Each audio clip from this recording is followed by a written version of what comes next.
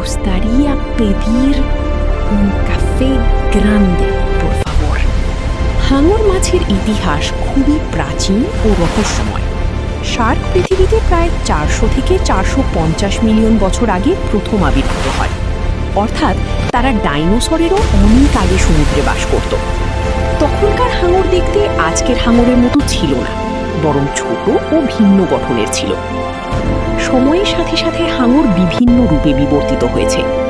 প্রাচীন যুগে ক্ল্যাডোসেলাচে এবং স্টেথাকান্থাস নামে কিছু হাঙর ছিল যাদের গঠন ছিল অদ্ভুত।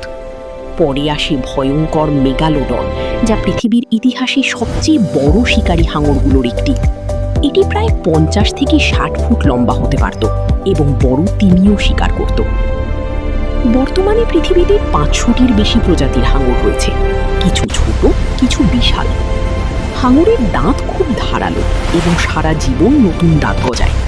তাদের ঘ্রাণ শক্তি অনেক তীব্র, তাই দূর থেকে শিকার টের পায়।